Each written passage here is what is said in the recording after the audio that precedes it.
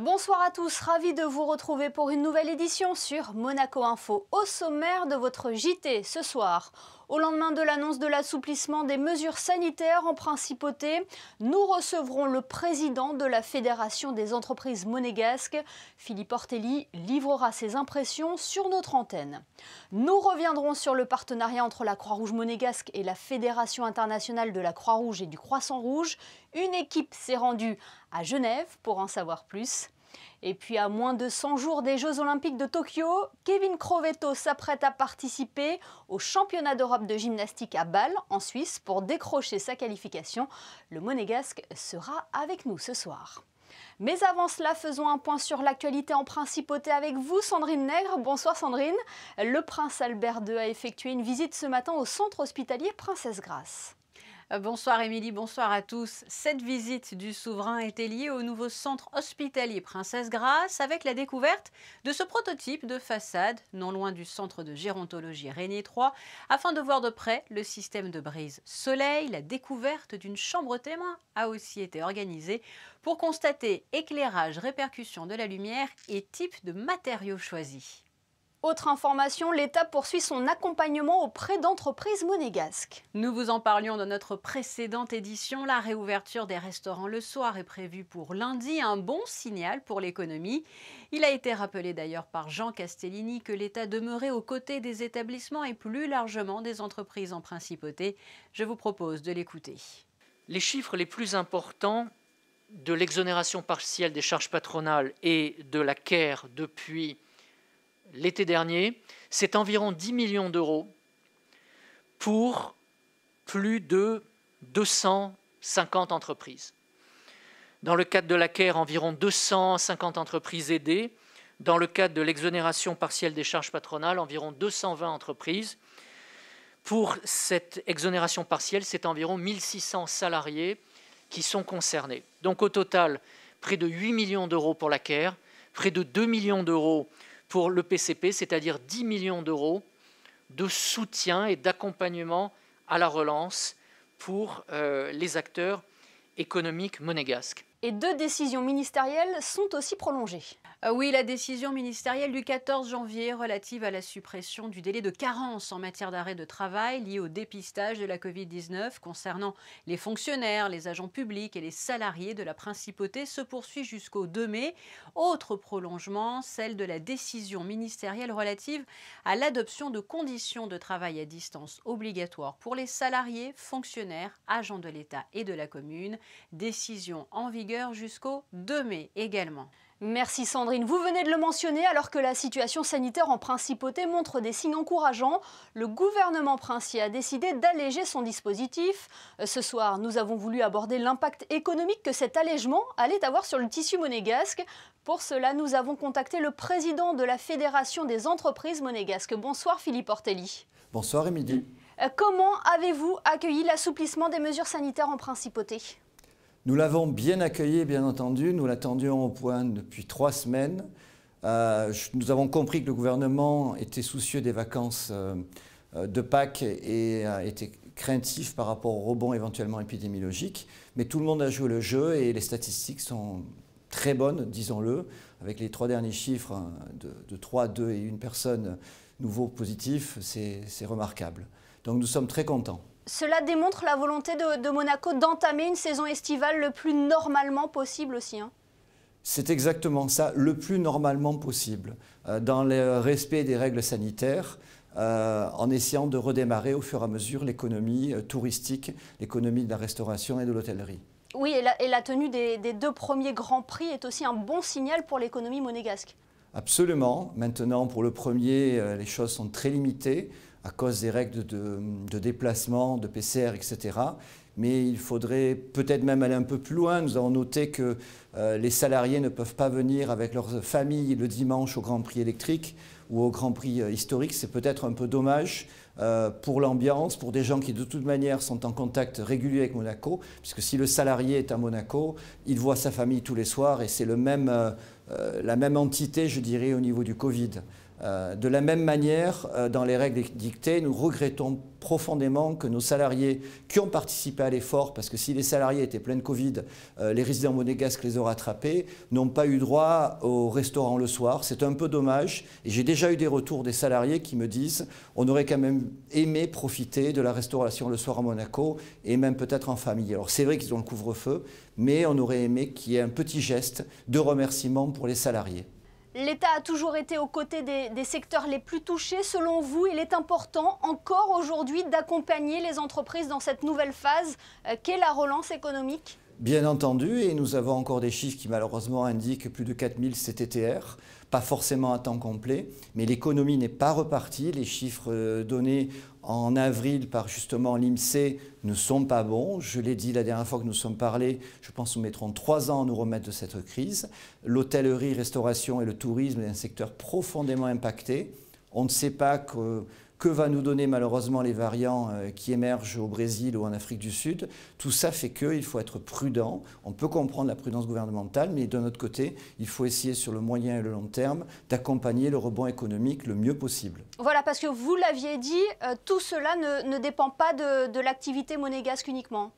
Absolument, Monaco est connecté au monde. Monaco respire tous les jours. Il respire à la fois avec ses salariés qui viennent, pour plus de la majorité, au-delà des communes limitrophes. Donc c'est une respiration avec les Alpes-Maritimes. Et puis Monaco respire avec nos clients qui viennent du monde entier. Le commerce de gros a un travail avec le monde entier. Le BTP fait venir du personnel et échange aussi avec l'Italie, la France et même parfois l'Espagne et plus loin. Nous sommes un pays qui est connecté au monde. Et bien sûr, l'hôtellerie-restauration et les événementiels, on a des gens du monde entier qui viennent à Monaco. Donc, il y a toujours cette respiration, inspiration. Si le reste du monde va mal, nous sommes mal. Si le reste du monde va bien, nous sommes bien. Et c'est cet échange permanent qui nous enrichit aussi. Un petit mot sur le télétravail, ça sera ma dernière question. Lui est maintenu, il est même conseillé, il est obligatoire. Alors, nous avons une position légèrement différente, je l'ai déjà dit. Nous pensons que le télétravail doit être employé de manière raisonnable. La fédération patronale estime qu'il faut être à 2/5 du temps. Le terme obligatoire est employé par l'administration et on peut le comprendre. Néanmoins, un bon équilibre de vie humain et juridique, c'est 2/5, 50% maximum du temps. La présence dans l'entreprise fait du bien aux salariés psychologiquement. Ils voient des gens. Les gens n'ont pas tous de grands appartements pour faire du télétravail, avec en plus les enfants qui ne sont plus à l'école en France, etc. Donc nous trouvons qu'il faut trouver un juste équilibre. Nous préconisons 2/5 et le salarié a les moyens de dire « je ne peux pas » et dans ce cas-là, il n'est pas obligé de télétravailler. Mais chacun doit faire des efforts pour télétravailler raisonnablement. Eh bien, merci beaucoup Philippe Ortelli d'avoir été sur notre antenne pour réagir à l'assouplissement des mesures sanitaires en principauté. Merci à vous. Merci à vous, Émilie, de m'avoir donné la parole. Bonne soirée à tous. Et puisque nous parlons économie, c'est un fait, nombreux sont les Français salariés de la Principauté qui se rendent chaque jour sur leur lieu de travail. Conséquence, les principaux axes routiers qui permettent d'accéder à Monaco sont saturés. Pour désengorger le trafic, une navette maritime entre Nice et Cap-d'Aille va être mise en place cet été. Qu'en pensez-vous? Seriez-vous prêt à l'emprunter? C'est la question que nous vous avons posée ce soir. Ça serait super parce que déjà les trains, il y a plein de retard. Tous les jours, c'est une galère. Et prendre la mer tous les jours, j'avoue, ça serait génial. Ça ne m'intéresse pas, mais ça peut être bien pour ceux qui habitent vers le port et ça peut permettre de désengorger un petit peu le train et la route. Ce serait plus rapide, ce serait plus long en train et je pense que c'est plus sympa de prendre le bord de mer qui est plus agréable à regarder que les tunnels. Déjà pour tester. Et puis si ça convient, continuer, oui, comparer le temps de trajet surtout. Ça dépendra du tarif parce que à Nice j'habite à côté du port, donc éventuellement ce sera à voir. Finalement, tous partants pour essayer cette nouvelle liaison maritime. Nous nous rendons à présent en Suisse pour vous présenter ce nouveau partenariat entre la Croix-Rouge monégasque et la Fédération internationale de la Croix-Rouge et du Croissant-Rouge. Nous retrouvons à Genève Christinda Thomel. Christinda, vous êtes sur place avec Lionel Bernardi. Oui, la Croix-Rouge monégasque a confié une vingtaine de ses œuvres à l'entité genevoise dans le cadre d'une future exposition visant à mettre en valeur les liens qui unissent la principauté de Monaco à la Suisse depuis de nombreuses années. Exposée au sein du musée automobile à Monaco et offerte à l'occasion des galas de la Croix-Rouge, 23 œuvres d'artistes de renommée internationale ont quitté en début de semaine le sol monégasque direction Genève pour un projet artistique d'envergure. Mis en place en pleine pandémie, ce projet avait pris effet en décembre 2019 lors du déplacement du prince Albert II à Genève et symbolise la belle histoire d'amitié qui lie Monaco à la Suisse. Ce sont des liens qui ont déjà commencé, on va dire, en 1948, quand la Croix-Rouge monégasque a incorporé le mouvement international. Et donc, on est ravis de pouvoir participer à un peu une œuvre, on va dire, artistique et tout un process, on va dire, d'une exposition de peintres. Il est vrai que malgré les très bonnes volontés, l'année 2020 n'a pas permis de mettre en place l'ensemble de ces œuvres, mais grâce à la volonté de toutes les personnes, et notamment des personnes aussi de la fédération internationale, nous avons pu finalement arriver à livrer ces œuvres d'art pour permettre peut-être bientôt de pouvoir accueillir des personnes pour une exposition. Un projet qui aura nécessité de la constance et du savoir-faire dans la réalisation certes, mais également dans le transport des œuvres, leur valeur étant inestimable. Les œuvres les plus fragiles sont en caisse, on a fabriqué des caisses sur mesure et les œuvres un peu moins sensibles sont protégées par des emballages qu'on appelle soft packing avec bullcraft, carton et les corniches en mousse. Des œuvres d'art qui sont donc à présent exposées au cœur des locaux de la Fédération genevoise, avec des dizaines de millions de volontaires dans 190 sociétés nationales. La Fédération internationale des sociétés de la Croix-Rouge et du Croissant-Rouge est la plus grande organisation humanitaire au monde. The objective is that we're getting this opportunity to take this wonderful art that Monaco Red Cross is donating to us, and we're going to be able to show it all around our beautiful building. And that means that people from all over the world, when they come to visit here and are on guided tours, they're going to get to see this art. And the art's really important because it symbolises our fundamental principles, which are universal wherever in the world you're coming from. So it's a wonderful opportunity for us, and we're so appreciative. Thank you. Il aura fallu 2 journées pour installer les 23 œuvres et si la principauté a confié 21 d'entre elles à la Fédération internationale suisse, la mission permanente de Monaco à Genève a elle aussi été mise en lumière puisque 2 œuvres ont été installées au sein de ces locaux. Et ces œuvres d'art seront prochainement au cœur d'une exposition en Suisse. Nous rejoignons à présent Sandrine Neg pour le reste de l'actualité. Un point sur la programmation du week-end sur Monaco Info, Sandrine. À l'occasion de la 11e journée mondiale du cirque, Monaco Info vous propose, de revivre ce samedi 17 dès 21h la 30e édition du Festival international du cirque de Monte-Carlo. Place donc à la piste aux étoiles et à une succession de numéros magiques. À revoir si vous aviez assisté à cette édition ou à découvrir tout simplement. Un mot sur cet événement à présent qui vient d'avoir lieu au profit de la planète, un événement en visioconférence. La 5e conférence sur la conservation des cétacés dans les pays du sud de la Méditerranée s'est tenue effectivement en ligne. Cette conférence était organisée par le secrétariat de l'ACOBAMS en collaboration avec le Centre d'activité régionale pour les aires spécialement protégées et a bénéficié du soutien financier de la Principauté. Je vous rappelle qu'ACOBAMS est l'accord sur la conservation des cétacés de la mer Noire, de la Méditerranée et de la zone atlantique adjacente. Et enfin, nouvelle adresse provisoire pour l'Académie Régnier 3. La direction et l'administration de l'Académie Régnier 3, ont emménagé dans les locaux de la section théâtre de l'Académie à Monaco-Ville, au 2e étage du foyer Sainte-Dévote. Les parents qui en ont besoin pourront se rendre sur place avec un rendez-vous au préalable au 93 15 28 91. Merci Sandrine. Le compte à rebours est lancé. Nous sommes à moins de 100 jours avant les Jeux Olympiques de Tokyo. Les événements qualificatifs pour les Jeux se multiplient. Prochaine en date, les championnats d'Europe de gymnastique du 21 au 25 avril prochain. Compétition qui aura lieu à Bâle, en Suisse, et à laquelle participera le gymnaste monégasque Kevin Crovetto. Il est d'ailleurs avec nous ce soir. Bonsoir Kevin. Bonsoir Émilie. La barre sera haute pour essayer de se qualifier pour les Jeux de Tokyo ? Oui, la barre sera très haute. Les sélections se font la semaine prochaine au championnat d'Europe à Bâle.